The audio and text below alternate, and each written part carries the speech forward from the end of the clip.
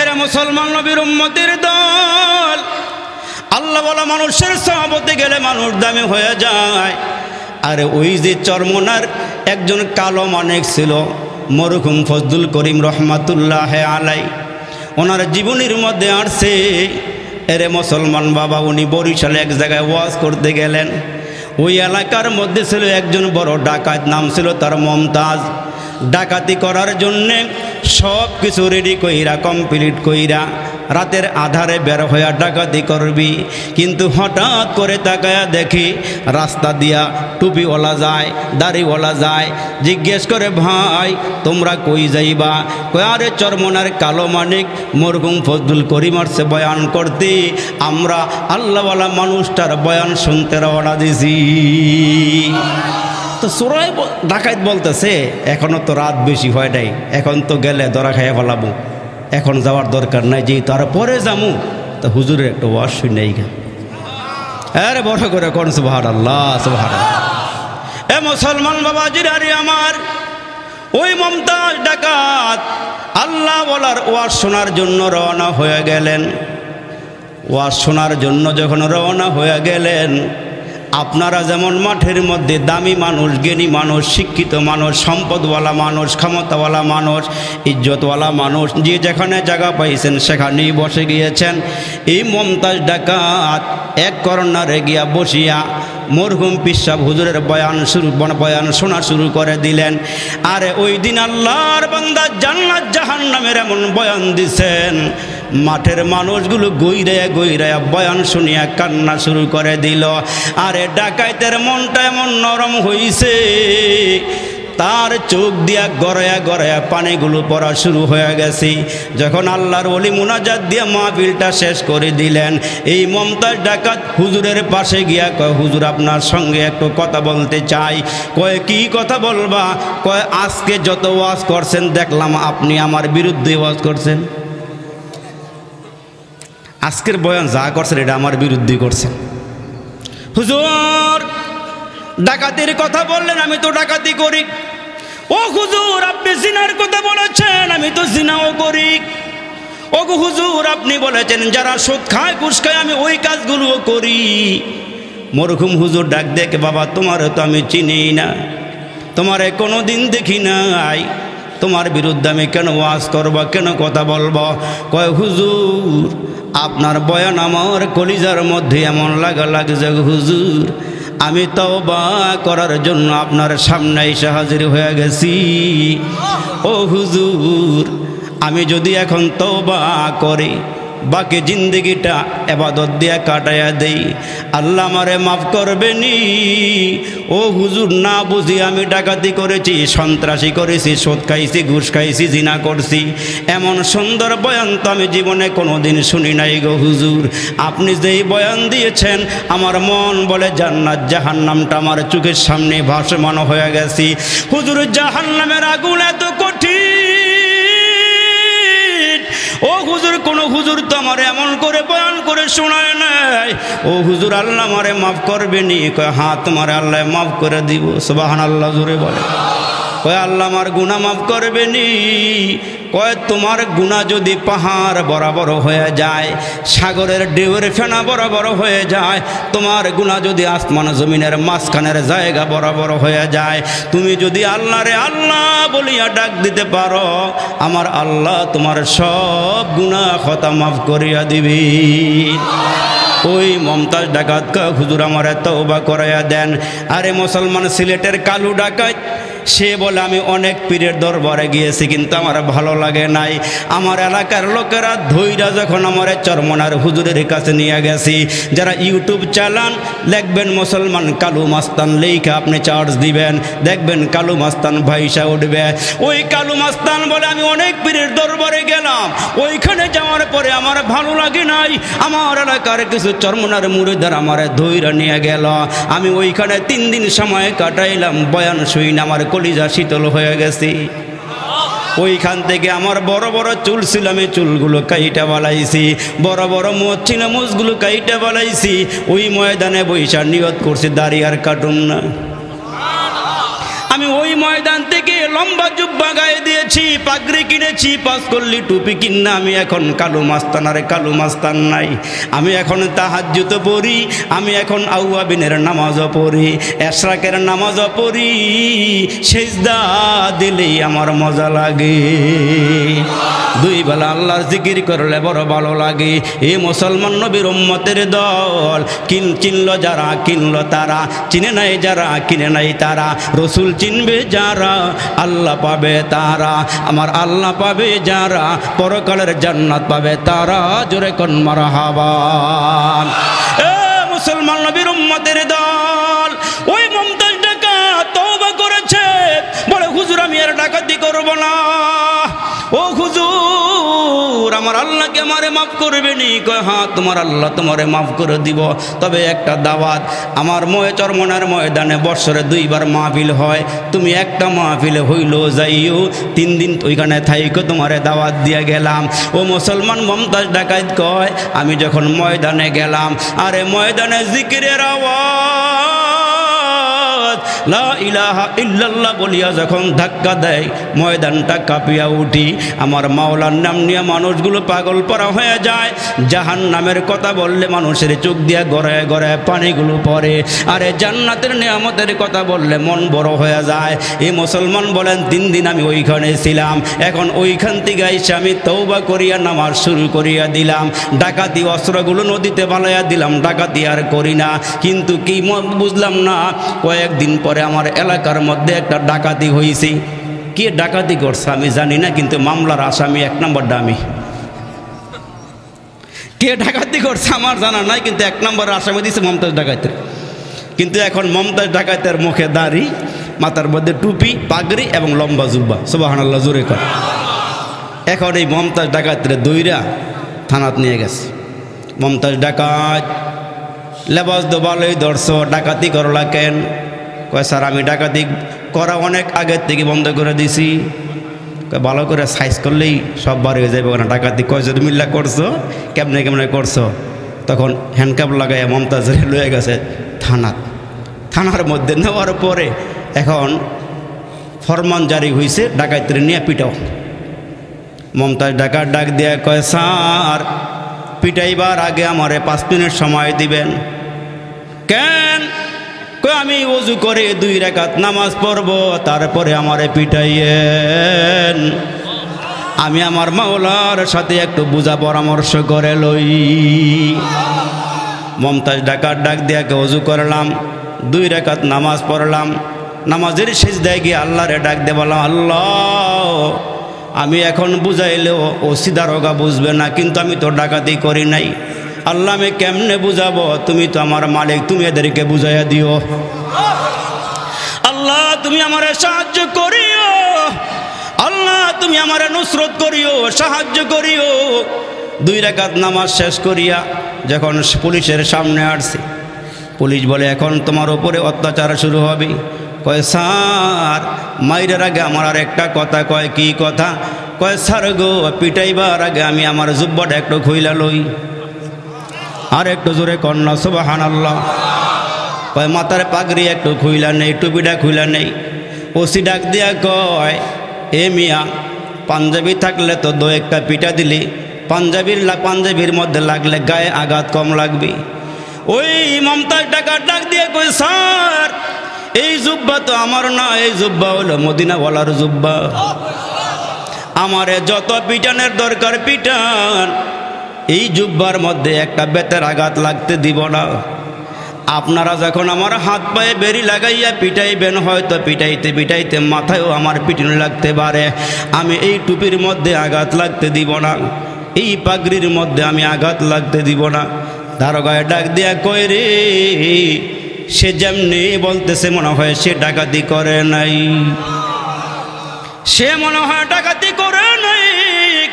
আরে সুন্নতি লেবাস যে লোকটা পরে, এই লোকটা গুনাহ করতে পারে না। এ মুসলমান বন্ধু, গুনাহ করলো মুসলমান তার খাসলতের দোষ, কিন্তু মুসলমান বাবাজিরা রে আমার বন্ধু, ওই মমতাজ ডাকাতকে মুসলমান ভাইরা কান্না দিয়ে আল্লাহকে ডাক দিয়ে কয়, মালিক তুমি আমারে সহযোগিতা করো, তুমি আমারে আল্লাহ এই মুহূর্তে বিপদ থেকে উদ্ধার করো।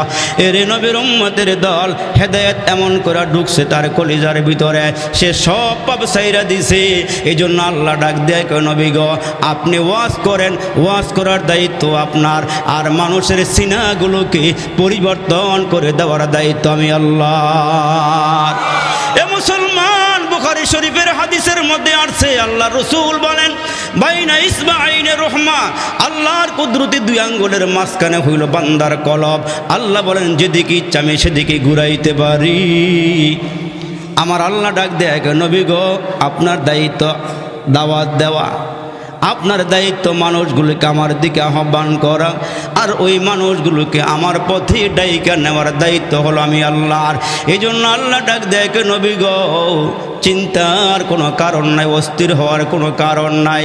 আপনি দাওয়াত দিতে থাকেন, একটা সময় এমন হবে আপনি নবী দুনিয়ার থেকে বিদায় হয়ে যাবেন, কিন্তু কালিমার মালা সারা বিশ্বের জমিনে পথ করে উঠতে থাকবে।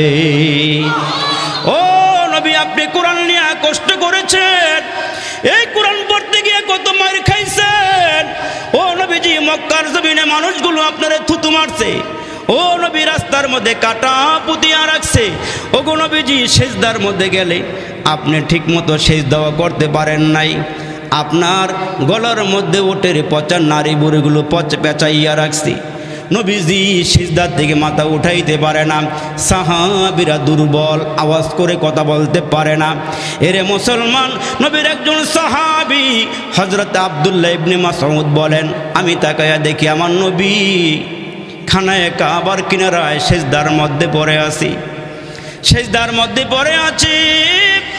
আর ওই মুহূর্তে আবু জাহেল তার সাঙ্গ পাঙ্গদেরকে ডাক দিয়া কয়, গতকালকে একটা ওট জবাই হয়েছে, পাহাড়ের কিনারায় নারী বুড়িগুলো পেঁচে পড়ে আসি, যাও তাড়াতাড়ি করি মুহাম্মদ সিজদায় থাকা অবস্থায় এগুলো টাইনা হেসরায় নিয়ে আইসা মুহাম্মদের গলায় পেঁচাইয়া দাও, আর আমরা স্টিল দাঁড়ায়া থাকব, মুহাম্মদের গলা থেকে কেউ সরাইতে পারবে না, মুহাম্মদ দুনিয়া থেকে বিদায় হয়ে যাবে। আব্দুল্লাহ ইবনে মাসউদ বলেন, আমি দূরে দাঁড়ায় রইলাম গো, আমার নবী সিজদায় পড়ে গেছি, আর ওটের নারী বুড়িগুলো পেঁচাই আমার নবীকে শ্বাস রুদ্ধ করে মারতে চায়। হযরত আব্দুল্লাহ ইবনে মাসউদ বলেন, তখন নবীজির মেয়ে ফাতেমা ছোট্ট, আমি একটা পাগলের মতন দৌড় দিলাম, নবীজির উদ্ধার করতে পারলাম না, কথা বলার সাহস নাই। কাফেররা চতুর্দিকে দাঁড়িয়ে আছে, তামসা দেখে গো। আমার নবী উহু করে আওয়াজ দিলে কাফেররা দূর থেকে খিলখিল করে হাসে। আমি যখন সহ্য করতে পারলাম না, আমি চলে গেলাম নবীজির ঘরের কিনারায়, সামনে গিয়া দাঁড়ায় ডাক দিলাম, ফাতেমা রে, তুমি না তোমার মার মৃত্যুর সময় ডাইকা বলেছিল, মারে তুমি এখন কেন কান্না করো, তোমার চোখের কিনারায় কেন গো পানি মা? ওই মুহূর্তে মা খাদিজা ডাক দিয়ে কয়, ফাতেমা রে, আমি কি জন্য কাঁদি তুমি বুঝবা না, তুমি ছোট্ট মেয়ে বুঝবা না। ফাতেমা ডাক দিয়া কয়, মারি আমি ছোট হইতে পারি, আমি কিন্তু নবীর কন্যা ফাতেমা, জোরে কন্যা সুবহানাল্লাহ। আমি কিন্তু যেমন তেমন ঘরের থেকে জন্ম নেই নাই, আমার বাবা নবী আর নবীর বিবি হইল খাদিজা, তার গর্ভের থেকে আমি আসছি। মা আমি বুঝি, তুমি বলো কি বলবা, কি জন্য কাঁদো? আমার নবীর ছোট্ট মেয়ে ফাতেমা খাদিজার কিনারায় গিয়া কচি দুইটা হাত বাড়াইয়া দিয়া মায়ের চোখের থেকে পানিগুলো মুছি আর নিজে ধার দ্বারা দাও দাও করিয়া কাঁদে, ডাক দিয়া কয়ে, মরে তুমি আমার মা, নবী আমার বাবা গো, তোমাদের চোখে পানি দেখলে আমি সইতে পারি না। এ মা কেন কাঁদো বলো? মা খাদিজা ডাক দিয়া কয়, ফাতেমারি তোমার আব্বারে আমি ঘর থেকে বের করিয়া দিয়া দরওয়াজার সামনে তোমার আব্বার জন্য দাঁড়াইয়া থাকি, আমি জানি রে ফাতিমা এই মক্কার জমিনে আল্লাহ ছাড়া তোমার আর আব্বার কেউ নাই। এ ফাতেমা রে, আল্লাহ ছাড়া তোমার বাবার সহযোগিতা করার মতো কেউ নেই। এ মা, তুমি বলো কি জন্য কাঁদো গো মা? কান্নার কারণটা কি বলো? এরে নবীর উম্মত, ১৫০০ বছর আগে আমার নবী বিদায় হয়ে গেছে, নবী দেখি নাই। আমার নবীর দুঃখের কথা শুনে যদি ১ ফোঁটা ২ ফোঁটা চোখের পানি পড়ে যায় রে বাবা, এই চোখের পানি তোমাকে জাউসরের ময়দান থেকে আমার নবীর কিনারায় পৌঁছায় দিবে। এ মুসলমান বন্ধুরা রে, আমার নবীর জন্য গাছ কাঁদে, মাছ কাঁদে রে বাবা। আমার নবীর জন্য মুসলমান জংলার হরিণী পর্যন্ত কাঁদে, বাঘ বাঘিনী পর্যন্ত কাঁদি। ফাতেমা ডাক দেয়া কয়, মারি এখন তুমি কেন কাঁদো বলো? ফাতেমা ডাক দেয়া কয়, কেন কান্না করো? মা খাদিজা ডাক দিয়ে কয়, ফাতেমা রে, তোমার আব্বা যখন কালিমার দাওয়াত নিয়ে ঘর থেকে বের হয়, আসার আগ পর্যন্ত আমি বিশ্রাম নেই না, আমি খানাও খাই না। এ ফাতেমা রে, আমি এজন্য কাঁদি রে ফাতেমা, তোমার আব্বার থেকে আমার বয়স বেশি।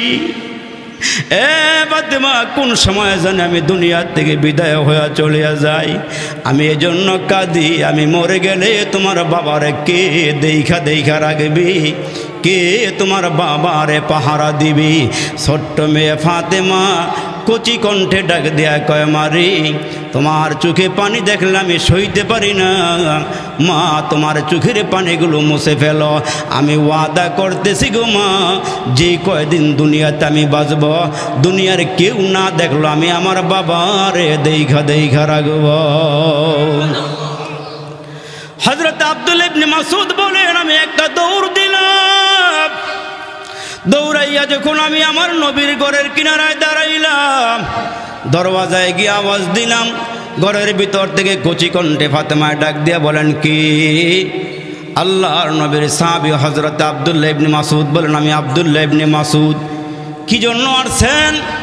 এ ফাতেমা, এজন্য আসছি, তোমার আব্বা খানায়ে কাবার সামনে সিজদায় পড়ে আছে। এ ফাতেমা রে, কাফেরের দলেরা রে, পাহাড়ের কিনারা থেকে পচা ওঠেন নারী বুড়িগুলো, টাইনা টাইনা হেসরায়া হেসরায়া তোমার আব্বার মাথা, তোমার আব্বার দেহটা ডাইকা পালাইছে, দেখা যাইতেছে না। তোমার আব্বা সিজদা থেকে মাথা উঠাইতে পারে না। ফাতেমা শুইনা পাগলের মতো একটা দৌড়াইয়া আমার নবীর কিনারায় গিয়া দাঁড়াইয়া কচি হাত দিয়া ওঠেন নারী আস্তে টান দিলাম, তাই না দেখি আমার বাবার মাথা মোবারকটা দেখা যায়। আমার বাবা সিজদায় পড়ে আছে, আমার বাবার পুরা দেহের মধ্যে ওঠে নারী ভরে দিছে, কিন্তু আমার বাবা আল্লাহর তসবিহ পড়া বন্ধ নাই, চিৎকার করে কোন আল্লাহু আকবার। হ্যাঁ মুসলমান বাবাজিরা রে, ফাতেমা টাইনা ওঠেন নারী ভুড়িগুলো সরাইয়া দিলে নুরানি বদনে পুরা রক্ত পচা গন্ধ লেগে আছে। আমার নবীর কিনারায় দাঁড়ায়া ফাতেমা দুইটা হাত বাড়াইয়া দিছি, বদদোয়া করবি। আমার নবী সিজদা থেকে মাথা উঠাইয়া কচি দুইটা হাত টেনে নিচে নামায়া দিয়া কয়, মারি তুমি কচি কণ্ঠে মাওলারে যদি ডাক দাও, মাওলা তোমার দোয়া তো কবুল করা ফলাইব রে মা। এই মুহূর্তে তুমি যদি গজবের দোয়া করো রে মা, এ মা তুমি যদি গজবের দোয়া করো, তুমি না নবীর মেয়ে ফাতেমা রে, তোমার দোয়া আল্লাহ কবুল কইরা নিবি। এ মা এই মুহূর্তে যদি আমার আল্লাহ দোয়া কবুল করিয়া গজব দিয়া দেয়, গজব দিয়া যদি সব কাফের বেদিনকে হালাক করিয়া দেয়, ধ্বংস করে দেয়, মারে আমারে আল্লাহ যে মিশন দিয়া দুনিয়াতে বাড়াইছে, এরা মরে গেলে আমি কার কাছে কালিমার দাওয়াত দিব রে মা? হেদায়েতের বাণী আমি কার কাছে শোনাবো রে মা? মারে হাত নামায়া ফালাও, ওই রহমতের নবী মানুষগুলোকে এক আল্লাহর দিকে ডাকে। রসুল ডাক দিয়া বলেন, আনা আখিযুম বিহুজাজিকুম আনিন নার, আমার উম্মতেরা গুনাহ করতে করতে করতে করতে জাহান্নামের কিনারায় পৌঁছে গিয়েছি। আমি আমার দুইটা হাত বাড়াইয়া আমার উম্মতগুলোকে জাহান্নাম থেকে টানা হেঁচড়া করি জান্নাতের পথ দেখাইছি। জোরে কন্না আল্লাহু আকবার। এই জন্য আমার আল্লাহ ডাক দেয়, কেন নবী গো, আপনি মানুষকে কালিমার দাওয়াত দিতে থাকেন। এখন যদিও কেউ কালমা না পড়ে, একটা সময় এমন হবে যেমন আমার নবীর ওপরে কখনো পূর্ণাঙ্গ সূরা, কখনো এক আয়াতে কারিমা, কখনো মুসলমান 2 আয়াত 3 আয়াত 5 আয়াত যখন নাজিল হওয়া শুরু হলো, আমার নবীর কাছে সূরা রহমান যেদিন নাজিল হয়ে গেল, জোরে কোন সুবহানাল্লাহ, কোরআন শরীফের জাতীয় সঙ্গীত সূরা রহমান নাজিল হয়ে যাওয়ার পরে আমার নবী ডাক দিয়া কয়, সাহাবীরা রে, কে পারবা সূরা রহমানটা খানায় কাবার সামনে দাঁড়ায় দাঁড়ায় তেলাওয়াত করিয়া কাফেরদেরকে শোনাইয়া দিবা।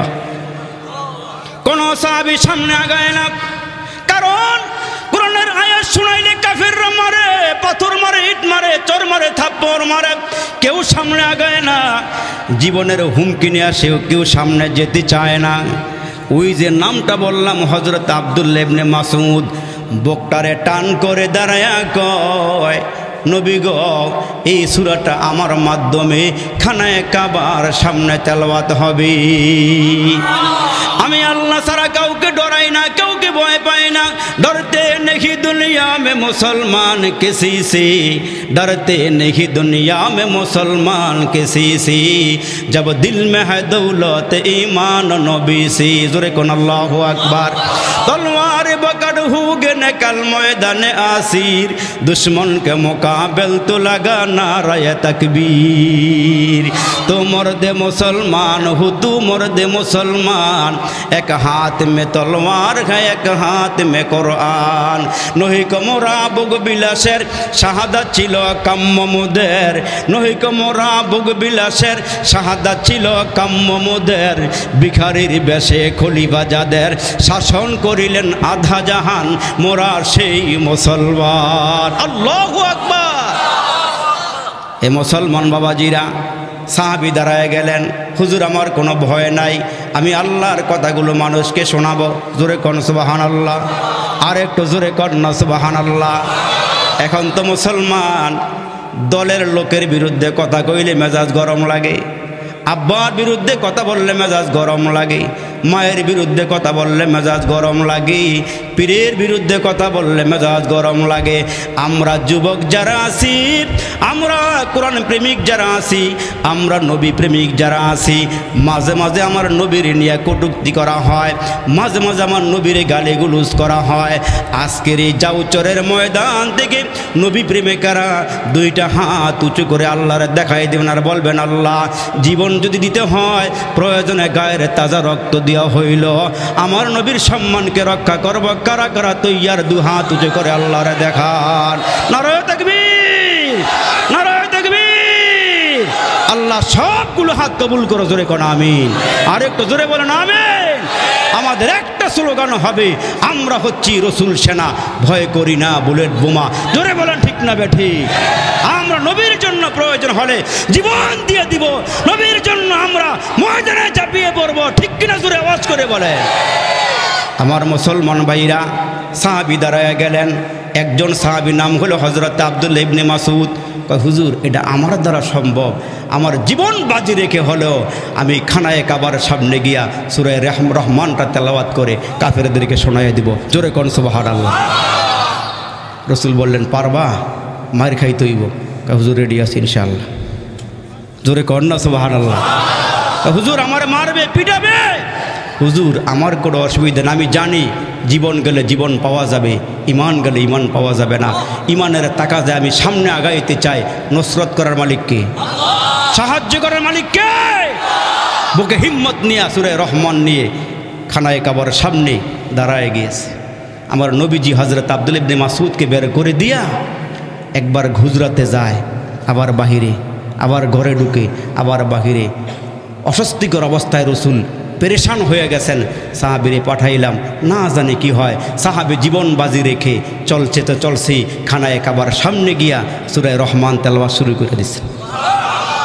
কোরআন শরীফের জাতীয় সঙ্গীত, যেই সূরাটা আল্লাহ এই রাসূল প্রেমিকদেরকে, কোরআন প্রেমিকদেরকে দাওয়াত দিয়া জান্নাতের দারুস সালাম জান্নাতে আপনাকে আমাকে সবাইকে নিয়ে বলবেন, তোমরা দুনিয়াতে যেমন সম্মিলন করেছ, সম্মিলনে কোরআন তেলাওয়াত শুনেছ, তা আমি রসুল বলতেছি, আমি আল্লাহ বলতেছি তোমাদেরকে নিয়ে আমি একটা সম্মিলন করব ওই দারুস সালাম জান্নাতের মধ্যে, আর ওইখানে আমি এই সূরা রহমানটা তেলাওয়াত করে আমার বান্দাবান্দিকে শোনাই দিই।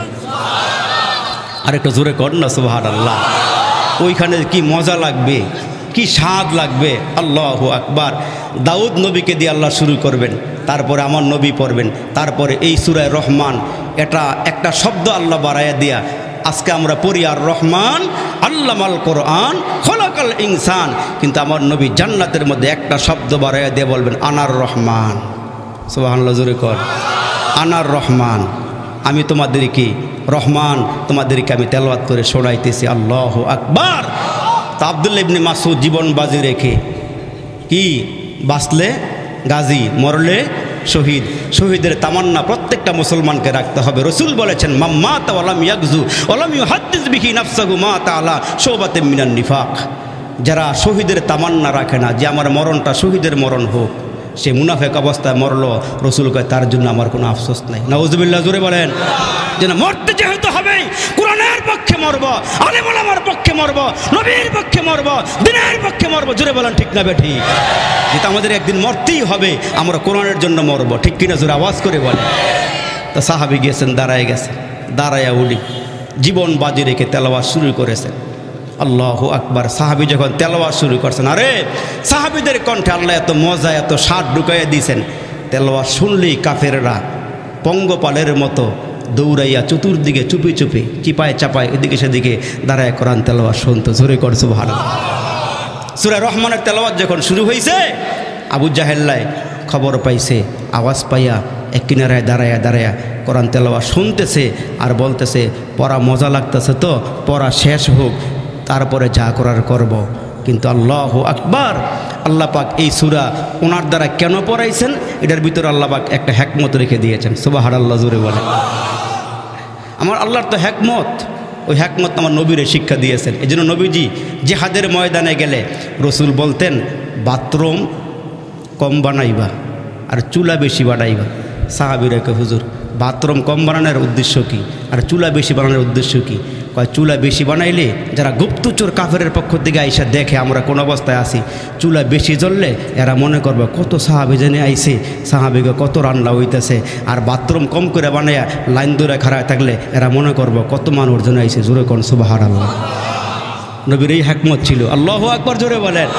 আরে সাহাবীদেরকে যুদ্ধের ময়দানে পাঠাইছে, একদিন দুই দিন তিন দিন পার হয়ে যায়, বিজয় হইতেছে না, বিজয় হওয়ার পথে হইতেছে না। এক সাহাবী গিয়ে হুজুর বীর বিক্রমে যুদ্ধ করতেছি, বিজয় তো হয় না, কি করতাম? রসুল কয় তোমাদের মধ্যে মনে হয় কোনো আমল ছুটে গিয়েছে। এক সাহাবী কয় হুজুর একটা আমল ছুটে গেছে গা। কয় কোন আমল? হুজুর ওজুর সময় যে মেসওয়াক করি এটা ছুটে গেছে গা। সুবহানাল্লাহ, জোরে কর। কয় তাইলে মেসওয়াক শুরু করে দাও। সাহাবীরাও ফজরের আগে উঠতে তাহাজ্জুদ পড়ব, মেসওয়াক করতেছে।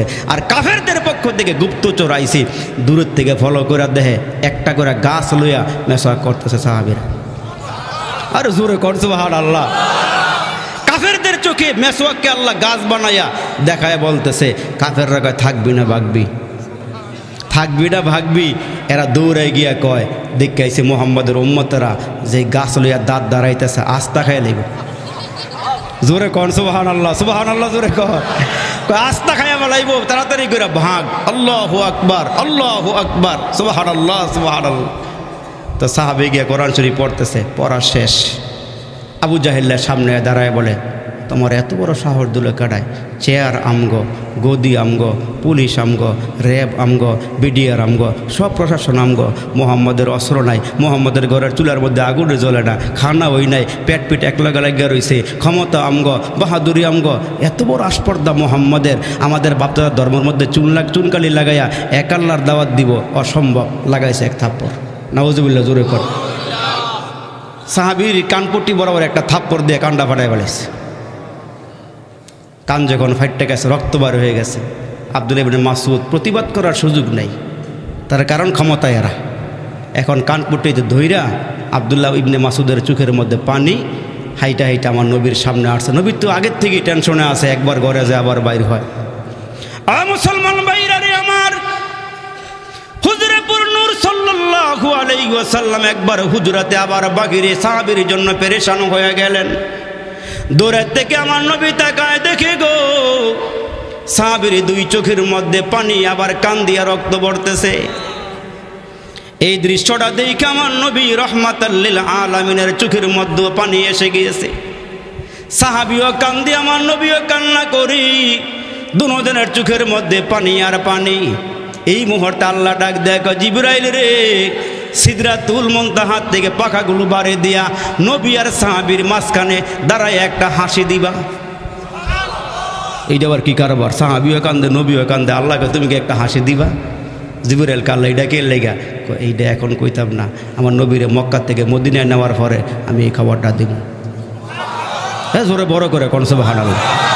হাসি দেওয়ার কারণটা আমি বলবো। আল্লাহু আকবার।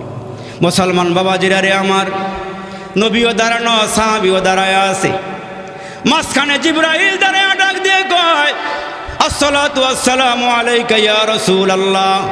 ওগো আল্লাহর নবী, কান্দেন কেন? কান্দেন কেন? আপনার সাহাবী কান্দেন কেন? জিবরাইলকে তো আল্লাহ সব বলে দিছে। আয়া জিজ্ঞেস করে, আবার কাটা গায়ের মধ্যে লেবুর রস দিলে একটু খুব ভাল লাগে না? ভাল লাগে বলে। কি ভাল লাগে না খারাপ লাগে? দুইজনে কান্দে, জিবরাইল মাঝখানে দাঁড়ায় একটা বেটকে দাঁড়িয়েছে। ভাই হাসো কেন? কয়টা আমার আল্লাহ কইতে না করছে। এটা বড় করে কয় না সুবহানাল্লাহ রে, কইতে না করছে। আল্লাহু আকবার। আমার মুসলমান ভাইরা রে, কাফেরদের অত্যাচার যখন বাড়িয়া গেল, সাহাবীরা ঘরেও থাকতে পারে না, খালি পিটায় আর মারে, ঘর থেকে বের হতে পারে না। সাহাবীরা হিজরত করে হাবশা দেশে রওনা হয়ে গেল, কোথাও গিয়া শান্তি পায় না। হাবশা একদল লোক নবীজির চাচাতো ভাই সহকারে গেলে, কুরাইশের লোকেরা হাবশা গিয়া কয়, এ বাদশা, যারা মক্কা থেকে আসছে এদেরকে আপনি তাড়াইয়া দেন, এদেরকে সরাইয়া দেন। বাদশা ডাক দিয়ে কয়, সরাইতাম কেন? এরা কেন আসছে একটু জিগাই লই। সুবহানাল্লাহ। এখন নাজ্জাশী বাদশাকে, এই সবগুলো মুহাম্মদের অনুসারী যারা আছে, যারা হিজরত করে হাবশায় আসছে, এদের সবাইকে আমার সামনে আনো। সব সাহাবী, জাফর ইবনে আবু তালিব সহকারে, তার স্ত্রী সহকারে, অন্য অন্য যুবক সাহাবী, বুড়া সাহাবী সব গিয়ে সামনে হাজির। বাদশায় ডাক দিয়া কয়, আমার সামনে তোমরা বসো। এদিক দিয়া আবু জাহেলের গোষ্ঠীও গেছে, আমার নবীর সাহাবীরাও গেছে, মুখোমুখি হয়ে গেছে। নাজ্জাশী বাদশা ডাক দিয়া বলে, তোমরা কি বলো, এদেরকে সরাই দেবো না এরা আমাদের সাথে থাকবো? পাদ্রীরাও ওই তাল ধরে কয়, সরাই দিলেই ভালো হয়, সরাই দিলেই ভালো হয়। নাজ্জাশী ডাক দিয়া কয়, আচ্ছা কথাগুলো একটু শুনি। আর নবীজির চাচাতো ভাই জাফর ইবনে আবু তালিব দাঁড়ায় কয়, বাদশা আমার কিছু বক্তব্য। কয় বলো। কয়, আমরা মূর্তি পূজা করতাম, পুতুল পূজা করতাম, গাছ পূজা, মাছ পূজা করতাম, আমরা মরা গোশত খাইতাম, আমরা জিনাবে বিচার করতাম, সুদ খাইতাম, ঘুষ খাইতাম, আমাদের মধ্যে ভালো কোনো কারবার ছিল না, ডাকাতি করছি, সন্ত্রাসী করছি, চুরি করছি, সব করছি। কিন্তু মোহাম্মদ দুনিয়াতে আইসা আমগো লগে মিল্লা, আমগো দাওয়াত দিয়া মোহাম্মদ যা বলে এক আল্লাহর কথা বলে, জিনা করতে না করে, মানুষকে পিটাইতে না করে, ডাকাতি করতে না করে, চুরি করতে না করে। নাজ্জাশী কয়, তাহলে তো ভালো কথাই কয়। আর একটু জোরে কন সুবহানাল্লাহ। ভালো কথাই তো কয়। মোহাম্মদ খারাপ কইছে কি? কয়, আচ্ছা মোহাম্মদ কি মিশন লইছে? কয়, মোহাম্মদ একটা কোরআন তেলাওয়াত শোনায়, এটারে আমাদের ভাষায় কোরআন বলে। গীতা, মহাভারত, রামায়ণ, ত্রিপিটক, বাইবেল, বিজ্ঞানিকা, testament, old testament, new testament, Atharvaveda, Samaveda যা আছে সব বেদের থেকে আলাদা। আরে জোরে কোন সুবহানাল্লাহ। এই কয়টা আলাদা? কয় কি? কয়টা তোমরা আমার একটু পয়রা শোনাইতে পারবা? জাফর ইবনে আবু তালিব কয়, হ্যাঁ পারবো। সুবহানাল্লাহ। যখন কোরআন শরীফের কয়েকটা আয়াত পড়ছে, জাফর ইবনে আবু তালিব তাকায়া দেখে নাজ্জাশী বাদশার চোখে পানি, পাদ্রীগো চোখে পানি, যে যেখানে আছে এমনি বেটকে দাঁড়িয়েছে। সুবহানাল্লাহ। জোরে কর না আওয়াজ দিয়ে। নাজ্জাশী ডাক দিয়া কয়, আমার রাষ্ট্রীয় সম্মানে আর আমার এখানে বসবাস করবে। যারা আসছে আবু জাহেলের গোষ্ঠী, তাড়াতাড়ি ভাগো, তাড়াতাড়ি ভাগো। এখন মক্কা নগরীর অবস্থা বড় খারাপ। সাহাবীরা আস্তে আস্তে হিজরত করতেছে। আমার নবীও হিজরত করে চলে গেছে। যাওয়ার পরে আমার নবী ডাক দিয়ে কয়, রসুল, সাহাবী এখন 10,000 হইছে, আপনি একটা স্লোগান দিয়া মক্কার দিকে রওনা দেন। বড় করে না করলে কইতাম না, জোরে কন। সাহাবী কয় হাজার? 10,000 হইছে। এখন ইসলাম ধর্ম কি বাড়ি হইছে। নবীজি একটা স্লোগান দিয়া যান, আর এই 10,000 লইয়া একটা কালিমা লইবেন, বিজয়ের মালা, বিজয়ের কালিমা লইয়া যান। ওই যে জিবরাইল হাঁটছিল, আপনার দুজনে কাঁদছিলেন, এটার পুরস্কার এটা। আর একটু জোরে কন সুবহানাল্লাহ। ওইটার পুরস্কার এইটা। আল্লাহু আকবার। মুসলমান ভাইরা রে আমার আল্লাহ ডাক দিয়ে কই, নবী গো, আপনি দুনিয়ার দিকে বিদায় হয়ে গেল, কিয়ামত পর্যন্ত আওয়াজ চলবে, কোরআনের আওয়াজ চলবে, কেউ থামাইতে পারবে না। যোগে যোগে অনেক চেষ্টা করছে কোরআন খতম করতে, উলামায়ে কেরামরে ধ্বংস করতে। একদিনে 1 লাখের ওপরে আলেম ফাঁসির কাস্টে ঝুলাইয়া শেষ করতে পারে নাই। আমার আল্লাহ ডাক দিয়ে কয়, কোরআন নাজিল করেছি আমি, কোরআন হেফাজত করব আমি। জোরে আওয়াজ করে কন্যা আল্লাহু আকবার। কোনো মুসলমান যদি কোরআন হেফাজত নাও করে, করবেন কে? আর জোরে আওয়াজ করে বলেন, করবেন কে? দুনিয়াতে একটা মাদ্রাসা নাও থাকলে, একটা মসজিদ নাও থাকলে, একটা আলেম নাও থাকলে, তাবলীগ না থাকলে, চরমনাই না থাকলে, উজানি না থাকলেও আল্লাহ বলেন, আমি আমার কোরআনকে কিয়ামত পর্যন্ত হেফাজত করব। ভারতবর্ষে বহু চেষ্টা করছে কাফের বেদিনের দলেরা, কিন্তু আল্লাহু আকবার, সব আলেমকে বিনিশ করে দেওয়ার পরেও একজন মানুষকে, মানুষের দেহ বড় না, লাশও বড় না, আল্লাহ ডাক দিয়ে কয়, তোমার দ্বারা হিন্দুস্তানে বড় মাদ্রাসা করা। সুবহানাল্লাহ, জোরে কর। কাসেম নানতুবি রহমাতুল্লাহ, ছোট মানুষ, লাশে গেছে তেমন বড় না, ডাক দিয়া কয়, এই হিন্দুস্তানে তুমি মাদ্রাসা চালু করো। আরে একজন ছাত্র আর একজন হুজুর দিয়া গাছতলায় বসাই দিছে। হেরা জবানা জোরে কয় না রে। আরে একবার সুবহানাল্লাহ, জান্নাতে একটা ফল গাছের মালিক। আরেকবার কোন বড় করে কোন সুবহানাল্লাহ। ছাত্র আর ওস্তাদ দিয়ে বসাই দিছে। বসায় দেওয়ার পরে কাসেম নানতুবি তো নবী প্রেমিক, রাত্রে ঘুমায় রইছে। ঘুমের ঘরে আমার নবী আয়া কয়, আমার লগে আইও। জোরে কর, জোরে কর, জোরে কর, আমার লগে আইও। ঘুমের ঘরে কাসেম নানতুবি দেখে নবীজির হাতে একটা লাঠি। কি কি কি লাঠি? আমার লগে আইও। হাত ধরে নিয়া একটা রেখা টান দিছে। রেখা টান দিয়ে কয়, এখানে মাদ্রাসা হইব। এখানে কি হইব? মাদ্রাসা হইব। এখন এটা যখন দেখা গেছে, কাসেম নানতুবি বলেন, ঘুমে 2টা দিকে দাগ এখনো আছে। আর জোরে করো সুবহানাল্লাহ, দাগ এখনো আছে। তা কাসেম নানতুবি রহমতুল্লাহ আলাইহির একজন মামা ছিল, হ্যাঁ, উনি আল্লাহওয়ালা মানুষ ছিল। ওনারে দিয়া বৃত্তি রাখছে। সুবহানাল্লাহ, জোরে কর। ওনারা দিয়ে কী রাখছে? বৃত্তি রাখছে। এখন মাদ্রাসায় এলাকা যারা আছে, যেই কয়জন লজিং রাখে, এই কয়জন মাদ্রাসায় ভর্তি করে, বাকি যারা আয়ে একবার ফেরত দেয়। কিন্তু কাসেম নানতুবি চিন্তা করে, আল্লাহ মাদ্রাসা বড় করতেইব, আর ছাত্রকে ফেরত দিলে আল্লাহ মায়া লাগে, মানে দুঃখ লাগে, কষ্ট লাগে। অনেক আলেমরা এমন হয়েছে, কয় খাওয়ন দিয়েন না, আমাকে একটু পড়ার সুযোগ দিয়ে, খাওয়ন দিয়েন না, পড়ার সুযোগ দিয়ে। রাতের বেলা আরে বড় বড় আল্লাহওয়ালারা মনীষীরা ক্লাস শেষ করে বাজারে গিয়ে ঘুরা দেখে, যেই এলাকাতে, যেই গলিতে ফল বিক্রি করে, তরমুজের বাকল খায়, ওই আম খাওয়ার পরে যেই চোকলা ফালায় রাখে, এগুলো খাইয়া খাইয়া এরা দিন শিখছে। সুবহানাল্লাহ, জোরে কর। তো হুজুর চিন্তা করতেছেন মাদ্রাসা একটু বড় করা দরকার। আমাকে মজিব সাহেব হুজুরে যখন এইখানে আসছে তখন ছোটো আসিল, এখন মার্শাল্লাহ এলাকাবাসীর দান দুঃখিটায় কত বড় মাদ্রাসা হয়েছে। এখন যারা লাইন বড় হুজুর বলতেছে, ইনশাল্লাহ হুজুর মেশকাত খুলবো, শিক্ষক পাইছেন ভালো, ছাত্র আছে মার্শাল্লাহ, এলাকাবাসীও ভালো। তাই কাসেম নানতুবি আল্লাহ এমনি কি চলবো, একটু আগ্রহে যাই। নিজের টেহা পয়সা যা আসলে সব মাদ্রাসার লেগে খরচ করছে। খরচ করার পরে এখন চিন্তা করতেছে, না এমনি হইতো না, আমার বারণ দরকার। সব হুজুরকে ঘুম পাড়াইয়া উনি রাতের 12টা বাজে আস্তে করে গামছায় কান্দে লইয়া রেল লাইনের যেন গিয়ে আইসা ট্রেন থামে, এনে গিয়ে কুলিগিরি করে। আর একটু জোরে কন, জোরে কন সুবহানাল্লাহ। এত সহজে মাদ্রাসা আমরা পাইছি, দিনকে এত সহজ আমার কাছে আসছে, উনি গিয়ে কুলিগিরি করে। কুলিগিরি করে করে যা টাকা পায় এটি ঘরে কাটায়, সংসারে খরচ করে না, মাদ্রাসার ফান্ডে না জমা করে। একদিন রাত্রে সারা রাত জায়গা, কোনো লোকও নামে না, বোঝাও বইতারে না, টেকাও অপকারে আসে না। মনটা বড় খারাপ, কয় আল্লাহ এমনি ফিরাই দিবা।